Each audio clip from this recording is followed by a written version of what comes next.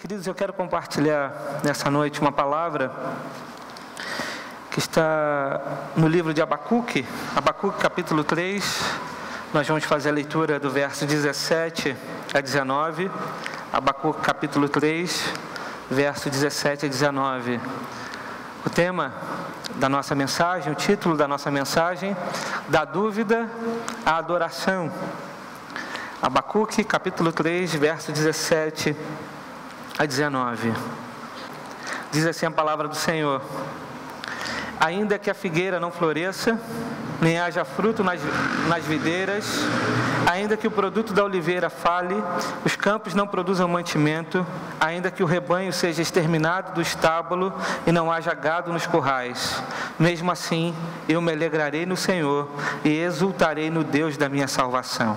O Senhor Deus é minha força, Ele fará os meus pés como os da corça e me fará andar sobre os meus lugares altos. Ao regente de música para instrumento de cordas. Amém? Queridos, eu não sei os irmãos, mas eu tenho muitas dúvidas a respeito de muita coisa da palavra de Deus e de muita coisa do próprio Deus. Talvez você que está aqui também tenha. E talvez seja natural a gente ter dúvidas.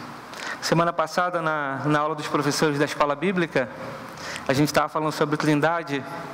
Eu terminei a aula e perguntei aos irmãos: irmãos, entenderam? Os irmãos: sim, entendi. Então me explica. Eu disse para eles: me explica, porque até hoje eu estou tendo dificuldade de entender como é que funciona a Trindade. Há muitas coisas que pairam em nossa mente, em nosso coração, quando nós falamos sobre Deus, quando nós falamos das Escrituras Sagradas. Deus se revelou a nós e a única forma de nós conhecermos esse Deus é a partir da revelação. Não há outro meio de nós conhecermos o Senhor. Nós só conhecemos porque há um espelho, há um intermédio, e esse intermédio é a palavra de Deus. O nosso conhecimento não é um conhecimento direto. Deus nos conhece totalmente, mas nós não conseguimos conhecê-lo totalmente. Por isso, há muitas dúvidas que surgem no nosso coração, na nossa mente, especialmente quando nós olhamos para a palavra de Deus e tentamos aplicar a palavra de Deus no contexto da nossa vida. Quantas orações nós fazemos a Deus e achamos que Deus não responde? Quantas coisas que nós compreendemos que Deus é soberano, mas nós não compreendemos certas coisas que acontecem. Dúvidas sempre ela atinge o coração e a mente dos servos de Deus. E a gente vai ver, à luz de Abacuque, que Abacuque foi um profeta que tinha muitas dúvidas. Abacuque questionou a Deus de muitas formas. Abacuque começa seu livro tendo dúvida, porque Abacuque vivia num tempo muito complicado. Pense num tempo onde a violência reinava. Pense no tempo onde a corrupção alcançou o governo, a esfera executiva, legislativa e judiciária. Pensa no tempo onde Abacuque, o profeta, abriu o jornal, ou então ligava seu computador e lia na internet todas as notícias de violência o tempo todo. Violência gratuita, roubo, morte, homicídio, uma violência desenfreada. Pensa num tempo onde as pessoas literalmente deram as costas para Deus e se aprofundaram na sua depravação e viviam completamente uma vida de violência, uma vida de injustiça, uma vida onde os espertos prevaleciam, onde uns tentavam se valer mais sobre os outros. Pensa num tempo assim. Talvez você esteja pensando: esse é o nosso tempo. Você está falando do Brasil, não é possível. Esse também é o nosso tempo. Vivemos um tempo assim. Mas também era o tempo do profeta Abacuque. E o profeta, ele viveu numa época, numa sucessão de impérios. Ele estava em declínio o Império Assírio e estava se levantando o Império Babilônico. Abacuque vivia no reino de Judá, em Jerusalém. Após o governo do rei Josias, um bom rei, povo de Deus entra em declínio, porque os reis que sucederam o rei Josias eram reis ruins, maus, que faziam aquilo que era contra a vontade de Deus. E o povo então literalmente começou a dar as costas para o Senhor. Abacuque então começa a questionar Deus.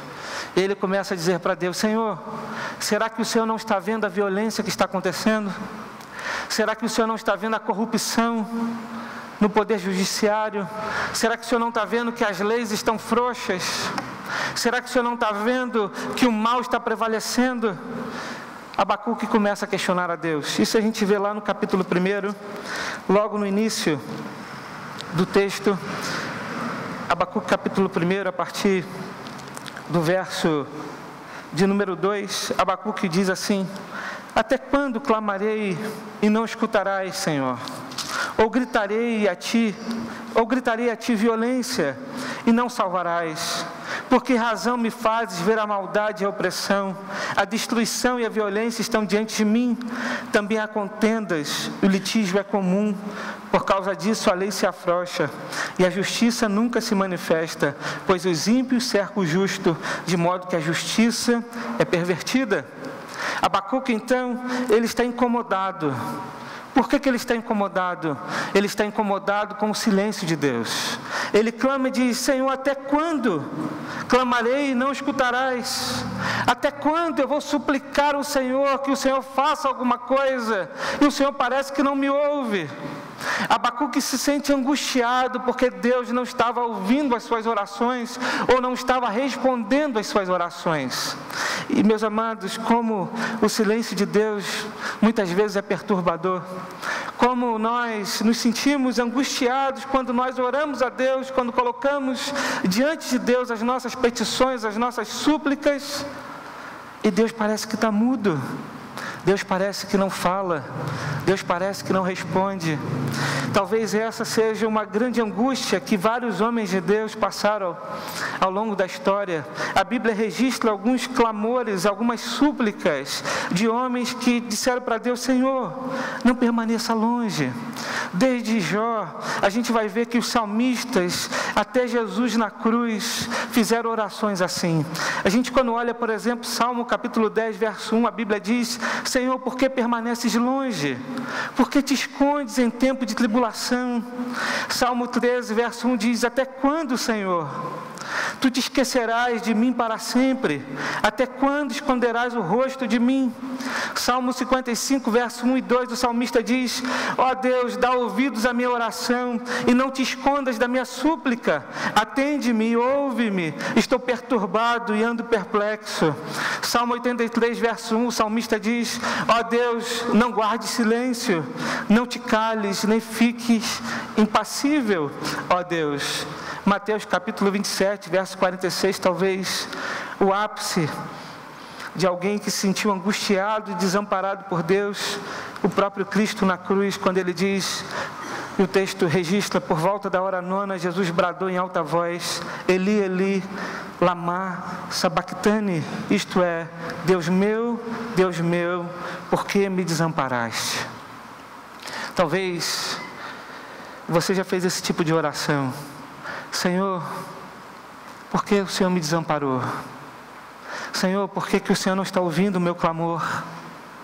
É tão interessante, porque quando a gente ora a Deus, eu acho muito difícil ou improvável que um homem de Deus, uma mulher de Deus, vai pedir alguma coisa a Deus que na cabeça dele seja algo ruim.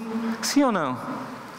Eu não conheço nenhum homem de Deus, pode ser que você conheça, que já orou a Deus e falou: Senhor, faça maldade a essa pessoa. Senhor, me dá aquilo que é ruim.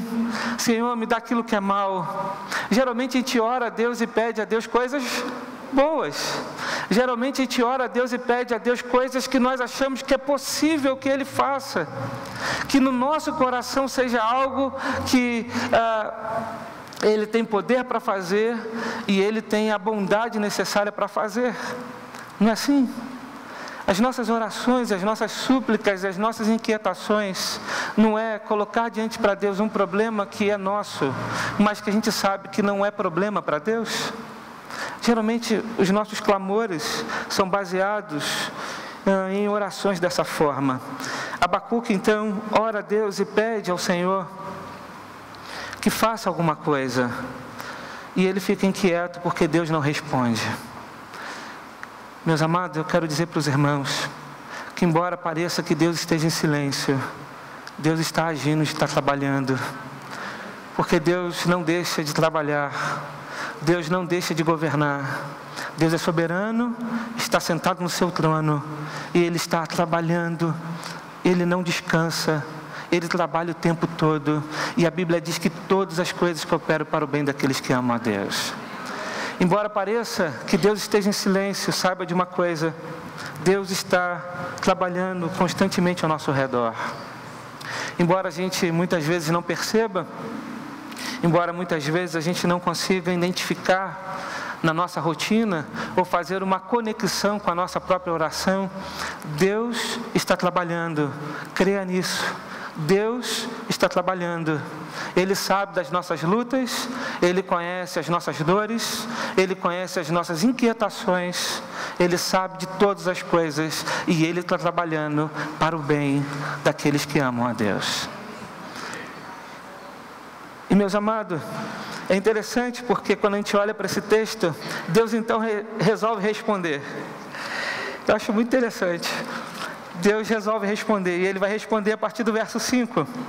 E Ele vai dizer assim: vede entre as nações e olhai, maravilhai-vos e admirai-vos, porque realizo em vossos dias uma obra que não acreditareis quando vos for contada. De fato é difícil de acreditar. Estou levantando os babilônios, essa nação feroz, impetuosa, que marcha sobre a largura da terra para se apoderar de moradas alheias. Ela é terrível, espantosa, o seu juízo e a sua dignidade vêm dela mesma. Os seus cavalos são mais rápidos do que os leopardos e mais ferozes do que os lobos à tarde. Os seus cavaleiros espalham-se por toda parte. Os seus cavaleiros vêm de longe, voam como uma águia que se apressa para devorar. Eles todos vêm com violência, e a sua vanguarda irrompe como o vento oriental. Ajuntam cativos como areia, debocham dos reis e zombam dos príncipes, riem de todas as fortalezas, pois as tomam fazendo rampas de terra. Então passam com o ímpeto de um vento e vão adiante. Eles, porém, são culpados, e este cujo Deus é o próprio poder. A resposta de Deus é uma resposta interessante e difícil de acreditar, porque o profeta está dizendo para Deus o seguinte: Senhor, tu não está vendo o que está acontecendo diante do teu povo? Como o povo está sofrendo nas mãos de corruptos e violentos? Será que o Senhor não está vendo que o povo já deu as costas para o Senhor? E Deus resolve responder, e Deus responde o seguinte: vou trazer uma nação poderosa, má, para estabelecer juízo contra o meu próprio povo.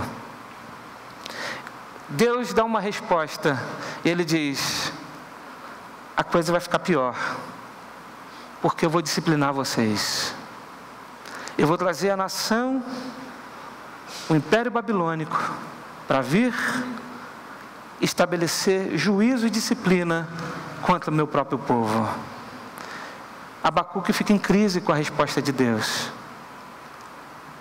Não porque Deus tem poder de disciplinar o seu povo, não porque Deus não possa fazer isso, não porque Deus permitiu que o Império Babilônico avançasse, mas Abacuque fica em crise porque Deus responde à oração dizendo: eles vêm por determinação minha.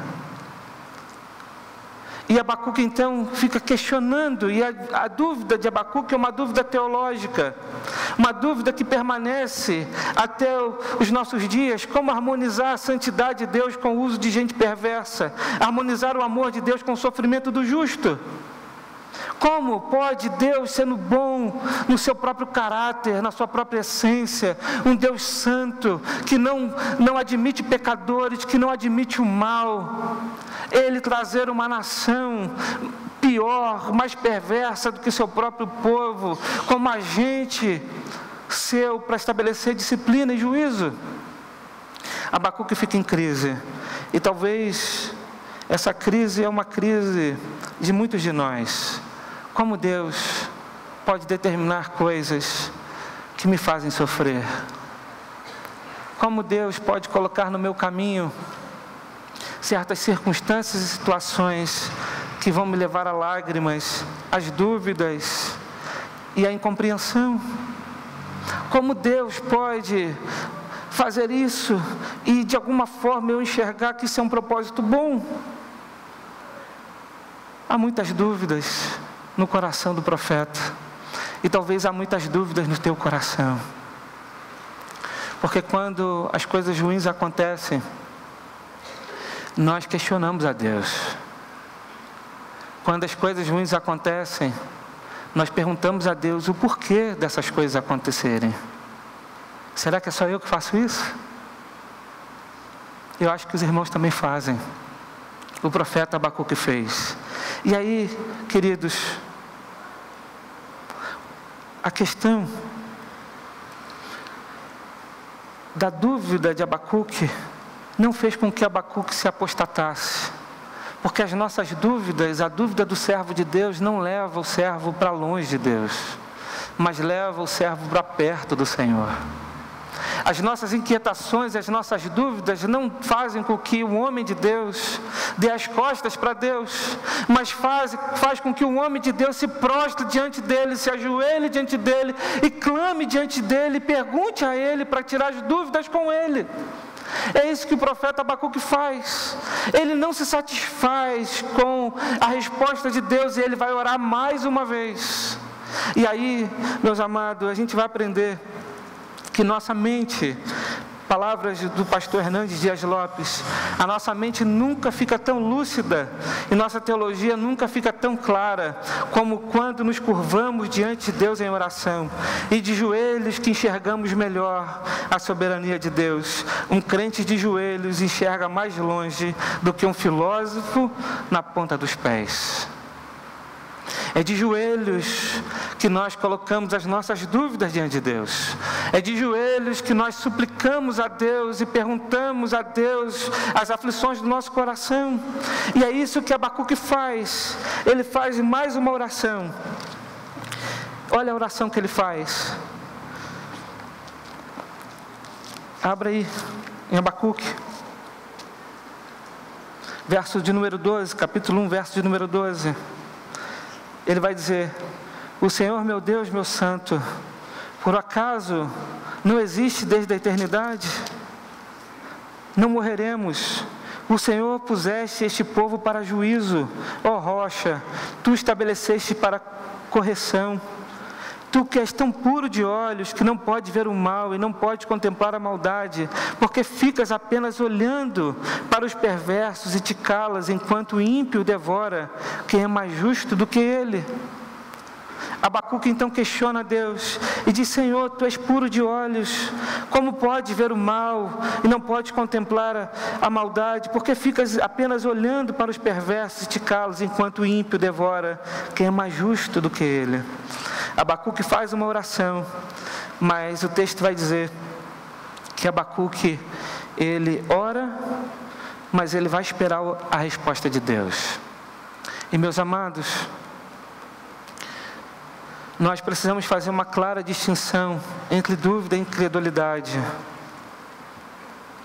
Assim como Abacuque, aquele que tem dúvidas dirige suas perguntas a Deus e talvez até discuta com Ele, mas o questionador não abandona Deus.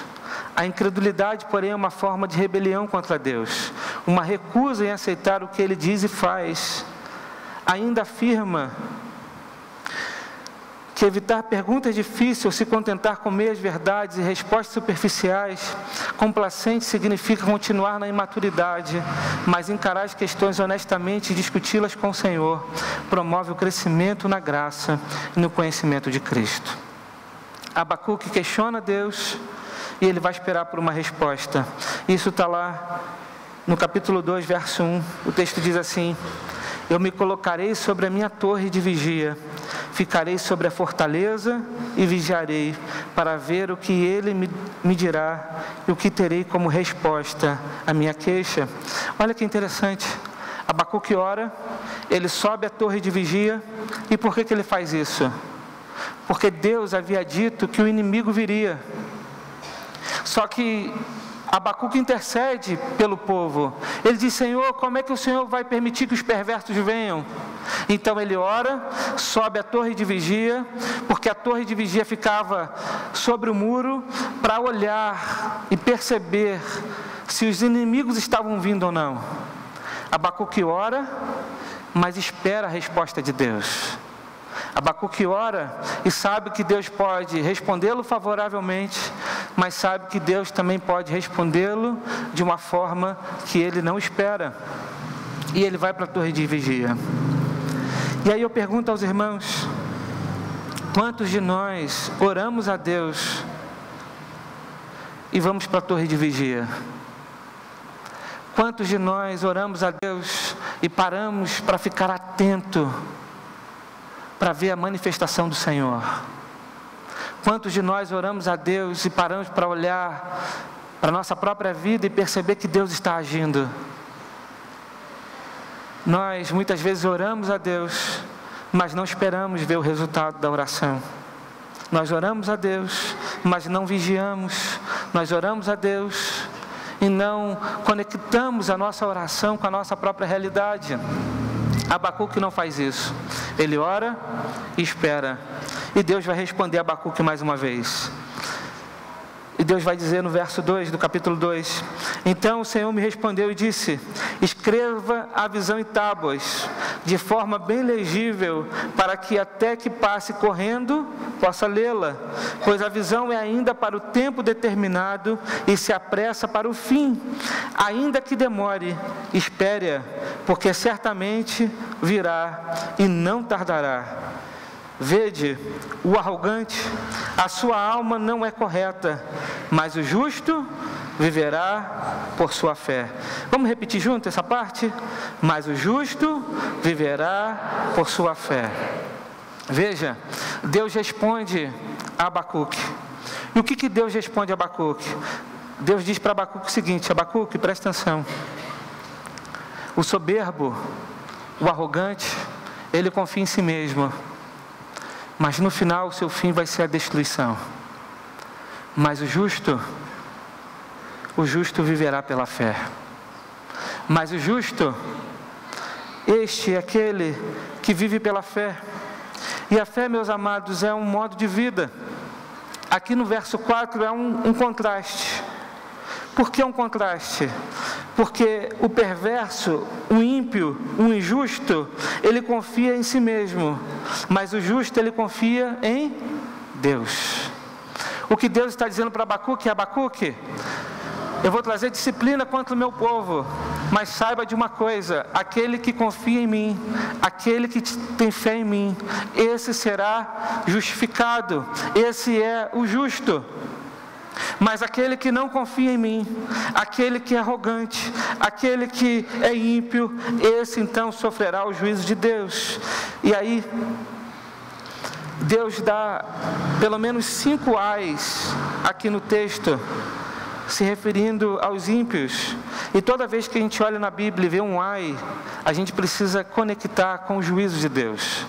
Toda vez que Deus fala: ai daquele que faz isso, ai daquele que acumula que não é seu, ai daquele que adquire para sua casa lucros criminosos, ai daquele que edifica a cidade com sangue e alicerça com maldade, ai daquele que dá de beber ao próximo, adicionando a bebida ao seu furor e o embebeda para ver a sua nudez, ai daquele que diz a madeira acorda e a pedra muda, desperta. Toda vez que Deus fala ai daquele, Deus está dando um sinal de juízo, seja no Antigo Testamento ou seja no Novo Testamento. Então o que Deus está dizendo para Abacuque é: Abacuque, presta atenção, essa nação perversa que vem, ela vai ser usada como disciplina, mas eles também sofrerão o juízo. Mas o meu justo viverá pela fé. E aqui, querido, a gente precisa pensar: quem é o justo? Quem é o justo que vive pela fé? A doutrina da justificação pela fé é o coração do Evangelho. Ao ponto de Martim Lutero dizer que uma igreja se mantém de pé ou cai por conta dessa doutrina. O que Deus está dizendo para Abacuque e o que Deus diz depois no Novo Testamento, em Romanos capítulo 1, verso 1, 17, Gálatas capítulo 3, Hebreus capítulo 10, é que o povo de Deus é um povo que vive por fé, um povo que confia em Deus em todo o tempo e é justificado não por conta daquilo que faz para Deus, mas por conta daquilo que Cristo fez em favor do seu povo. Recebemos essa justiça quando cremos em Cristo, é mediante a fé e não pelas obras. A fé não é a base da justificação, mas seu instrumento de apropriação. Um homem não é salvo por causa da fé, ele é salvo mediante a fé, ele é salvo por causa de Cristo. Nós somos salvos por causa de Cristo, não por conta da nossa fé. A fé é o instrumento em que nós recebemos a graça de Deus. Então o justo é aquele que é justificado por aquilo que Deus fez por ele, e Deus fez por ele por graça, por misericórdia. Deus envia seu Filho ao mundo para morrer por pecadores como eu e você, e por conta daquilo que Cristo Jesus fez naquela cruz por nós, os méritos de Cristo, por ser justo, por não ter tido pecado nenhum, por não ter de nenhum momento falhado, por conta dos méritos de Cristo, nós somos justificados. E aí, meu amado, eu e você, se estamos em Cristo, nós somos justos, não por conta de nós mesmos, mas por conta de Cristo Jesus. E nós vivemos então por fé. E a fé é a confiança que Deus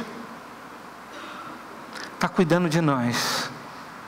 Que Deus, que foi capaz de provar o seu amor, entregando o seu próprio Filho para morrer por nós, vai também nos dar tudo aquilo que é necessário para que a gente prossiga caminhando em seu caminho até o fim.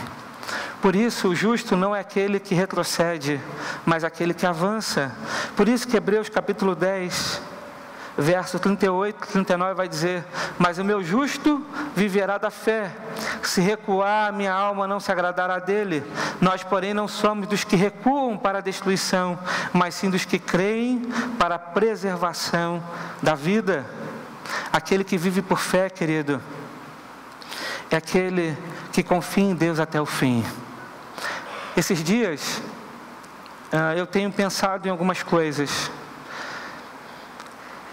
Eu, às vezes, chego em casa um pouco tarde da noite e as crianças estão comigo, e quando eu olho para trás, o Caio está dormindo, a Bela está dormindo, e eu moro no 3º andar, e não tem elevador, prédio.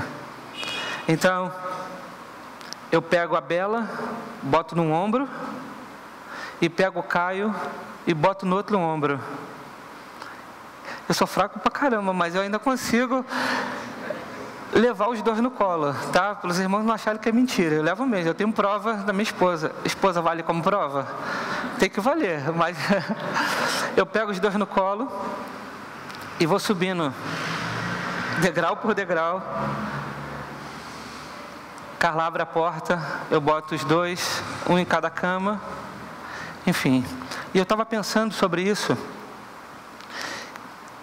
E fé, querido, é exatamente isso. Fé é a certeza de que Deus está nos levando no colo para a nossa casa, para o nosso descanso. Quando eu olho para a Bela e para o Caio, eu percebo que eles não ficam duvidando se eu vou ter força o suficiente para subir todos os degraus e entrar em casa. Eles não ficam preocupados se eu vou deixar eles caírem. Eles simplesmente descansam. Descansam no ombro do Pai. E o Pai conduz os filhos para casa.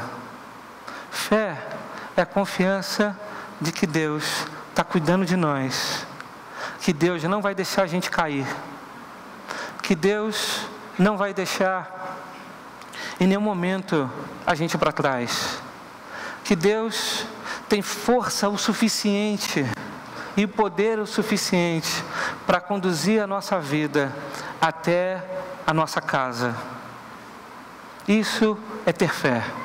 Fé não é apenas um ato onde eu creio aqui nesse momento que Deus tem poder para fazer e tal, e daqui a pouco eu vivo uma vida como se eu não me importasse com Deus. Tem muita gente que tem fé ocasional. Não, eu creio que Deus pode fazer. Aí aquele momento passa, daqui a pouco a sua fé não é suficiente para fazer com que ele viva para Deus e para a glória de Deus. Fé é um sentimento, ou melhor, é um estilo de vida que vai fazer com que a gente prossiga e persevere, mesmo diante das circunstâncias e das lutas da vida, até o fim, porque a gente não confia nas nossas forças, mas nós confiamos no poder de Deus de conduzir a nossa vida até o fim. Por isso, o justo viverá pela fé. E Abacuque, então, diante dessa resposta do Senhor, ele descansa. Só que ele vai fazer mais uma oração. E a sua oração, na verdade, é uma canção. E uma canção muito conhecida. E o final dessa canção são os textos que nós lemos no início. O capítulo 3, do verso 17 a 19. Quando o profeta vai dizer: ainda que a figueira não floresça, nem haja fruto nas videiras, ainda que o produto da oliveira fale, e os campos não produzam mantimento, ainda que o rebanho seja exterminado do estábulo, e não haja gado nos currais, mesmo assim eu me alegrarei no Senhor, e exultarei no Deus da minha salvação. O Senhor Deus é minha força, e Ele fará os meus pés como os da corça, e me fará andar sobre os meus lugares altos. Veja como a dúvida do profeta se torna em adoração. Veja como a dúvida do profeta agora vira um cântico, um louvor a Deus. Porque o que o profeta está dizendo para Deus agora é o seguinte: Deus, eu sei que o sustento do povo de Israel e a provisão do povo é a agricultura. E eu sei quando o Império Babilônico chegar, eles vão destruir tudo. Mas, mesmo que a figueira não floresça, mesmo que falte fruto nas videiras, ainda que o produto da oliveira fale, e os campos não produzam mantimento, ainda que o rebanho seja exterminado do estábulo, e não haja gado nos currais, mesmo assim eu me alegrarei no Senhor e exultarei no Deus da minha salvação. O Senhor Deus é minha força, e Ele fará os meus pés como os da corça. O hino é a mais absoluta afirmação de fé e confiança. O profeta então passa a confiar cabalmente na soberania de Deus. E o que Deus quer de nós é que nós confiemos cabalmente na soberania do Senhor. O que Deus deseja de nós não é que nós não tenhamos dúvidas, mas que apesar das dúvidas nós possamos confiar no Deus da nossa salvação, no Deus que é todo-poderoso, no Deus que é soberano, no Deus que é um Deus de amor, mas acima de tudo um Deus que é santo, santo, santo, e tudo que Ele faz é bom. O que Deus deseja de nós é que nós confiemos nele o tempo todo, independente das circunstâncias ou independente das orações que nós não temos respostas. O que o profeta está dizendo é: eu entendi, Senhor, eu entendi que independente das bênçãos, independente das respostas de orações, eu vou confiar no Senhor. E ele então começa a adorar a Deus por aquilo que Deus é, e não por aquilo que Deus pode fazer. E aí eu te pergunto: você tem adorado a Deus por aquilo que Ele é? Ou você tem adorado a Deus apenas por aquilo que Ele pode fazer na tua vida? Qual o teu interesse de servir a Deus? Será que é por causa daquilo que Ele é e daquilo que você compreendeu que Ele é? Abacuque compreendeu que Deus era um Deus soberano, e ele adora esse Deus soberano. E ele diz: Me alegrarei no Senhor e exultarei no Deus da minha salvação. O que Abacuque está dizendo é: a minha alegria está no Senhor.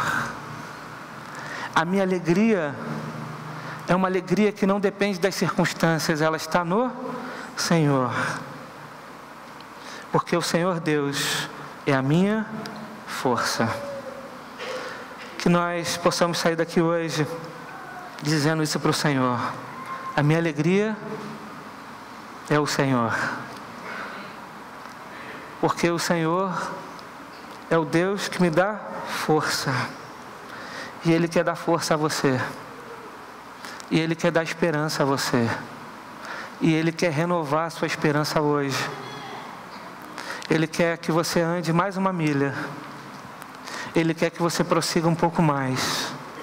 Ele deseja que você persevere um pouco mais. Mesmo que as coisas estejam difíceis, Ele é a tua alegria. Então persevere e prossiga. Eu quero trazer algumas aplicações. Em primeiro lugar, confie em Deus quando Ele estiver em silêncio. Confie em Deus quando Ele estiver em silêncio. Quando Ele não te responder, não perca a confiança. Confie nele. Quando você orar e você achar que Ele não está atendendo a sua oração, não deixe de confiar no Senhor, porque Ele está trabalhando. Confie nele, porque Ele sabe mais do que você. Confie nele, porque Ele tem mais poder do que você. Confie nele, porque Ele ama mais do que você. Confie nele, porque Ele consegue muito mais do que você. Então, quando Ele estiver em silêncio, confie no Senhor. Em segundo lugar, confie em Deus quando a resposta não satisfazer a sua expectativa em oração. Confie em Deus quando a resposta não satisfazer a sua expectativa em oração. Não se decepcione, não se frustre com Deus quando Ele não responder, ou quando Ele trouxer uma resposta que seja não. Confie nele. Ele sabe o que vai acontecer amanhã, você não sabe. Ele sabe o que vai ser no final, você não sabe. Por isso confie nele. Mas em terceiro lugar, ore e espere. Deus responderá a sua oração. Ore e espere. Ore e espere. A gente observa nesse texto de Abacuque que a oração é um grande relacionamento com Deus. Deus fala com o profeta responde a Deus, Deus responde de novo ao profeta, ele ora mais uma vez, porque Deus responde a oração da sua igreja. Por isso, ore e espere a resposta do Senhor. Faça como o profeta, suba a torre de sentinela e observe. Fique ligado, atento à manifestação de Deus. Fique atento ao agir de Deus, porque Deus vai responder a sua oração. Muitos de nós achamos que Deus não responde a oração porque nós oramos e não ficamos atentos às respostas de Deus.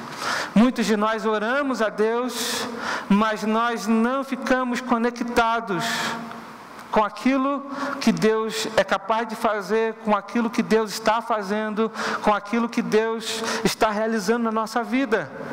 Porque às vezes a gente quer coisas extraordinárias, respostas prontas, a gente quer um milagre, a gente quer o poder, mas Deus às vezes responde nas pequenas coisas, numa porta que se abre, numa ajuda de um irmão, em um telefone que a gente recebe, num apoio que a gente recebe, nas pequenas coisas.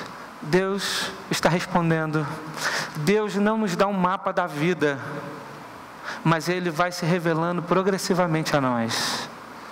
Ele vai se mostrando progressivamente a nós. Se você orar e esperar e vigiar, Deus vai responder a sua oração. Confie nisso. Em quarto lugar, Viva contente em toda e qualquer circunstância. O profeta tinha dúvidas, questionava a Deus, mas quando ele entendeu a soberania de Deus, ele descansou em Deus e ficou contente no Senhor, mesmo sabendo que a resposta de Deus não foi o que ele pediu, mesmo sabendo que as circunstâncias, aquilo que aguardava o seu povo era algo terrível da parte de Deus. Mas ele ora e ele louva a Deus, porque ele compreendeu que a sua força e a sua alegria estava no Senhor. Apóstolo Paulo compreendeu esse segredo para viver.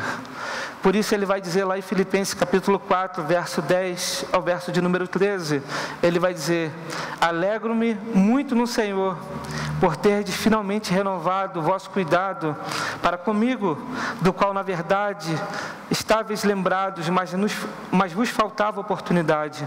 Não digo isso por causa de alguma necessidade, pois já aprendi a estar satisfeito em todas as circunstâncias em que me encontre. Sei passar necessidade, sei também ter muito. Tenho experiência diante de qualquer circunstância e em todas as coisas, tanto na fartura como na fome, tendo muito ou enfrentando escassez, posso todas as coisas naquele que me fortalece. Paulo aprendeu a viver contente em toda e em qualquer circunstância, porque o seu contentamento estava no Senhor. Não dependia da fartura, não dependia das bênçãos de Deus, das respostas de Deus favoravelmente. Ele sabia que poderia viver tanto na escassez quanto na fartura, mas ele aprendeu a viver contente em toda e em qualquer situação. E querido, nós precisamos aprender a viver dessa forma, porque nós somos murmuradores muitas vezes, e muitas vezes nós reclamamos, muitas vezes nós reclamamos, e às vezes não nos damos conta daquilo que Deus tem feito na nossa vida, como Deus tem cuidado de nós, como Deus tem nos abençoado, como Deus tem agido de forma tão surpreendente. Parece que o momento em que não há resposta, o momento que a circunstância é ruim, parece que se apaga da nossa mente tudo aquilo que Deus já fez de bom na nossa vida. E querido, o segredo de viver uma vida feliz é viver uma vida contente no Senhor. Porque quando a gente vive uma vida contente no Senhor, nós não vamos depender das circunstâncias para ser feliz. Mas em quinto lugar, alegre-se no Senhor. Filipenses capítulo 4, verso 4, Paulo vai dizer: alegrai-vos sempre no Senhor, e digo outra vez, alegrai-vos. Alegre-se no Senhor. Crente precisa viver uma vida alegre, porque crente já se encontrou com Cristo. Crente precisa viver uma vida alegre, porque o seu Senhor é a sua alegria. Crente precisa viver uma vida feliz, porque aquilo que preenche o seu coração é o seu Senhor. Crente precisa viver alegre, independente das circunstâncias, porque ele entende que o seu Senhor é a razão e o motivo da sua existência. Crente vive alegre porque ele compreendeu que o propósito da sua vida não é ser feliz materialmente, não é ser feliz nesta vida, mas ser feliz numa vida de adoração e louvor e glória ao seu Deus, porque nós fomos criados para isso. Deus nos fez para o seu louvor e glória, e quando nós compreendemos essa verdade, haverá alegria no nosso coração. Por isso esse texto que Paulo escreve é um mandamento para a igreja: alegrai-vos sempre no Senhor, e digo outra vez, alegrai-vos. Em sexto lugar e último, o justo viverá pela fé. O justo viverá pela fé. Meu amado, nós precisamos viver pela fé. A fé é o instrumento pelo qual nós recebemos a graça de Deus. E a graça de Deus é o favor imerecido do Senhor. Deus entregou seu Filho para morrer por nós. Nós precisamos trazer isso ao nosso coração. E precisamos viver por fé. Porque aquele que foi justificado pela obra de Cristo, ele tem uma fé perseverante. Ele tem uma fé que prossegue. Ele tem uma fé que avança. Porque a fé não é apenas uma decisão ou um ato que ele toma, mas a fé é uma vida que ele vive, porque ele vive o tempo todo confiando no Senhor. Que Deus nos abençoe. Paz e graça a todos em nome de Jesus.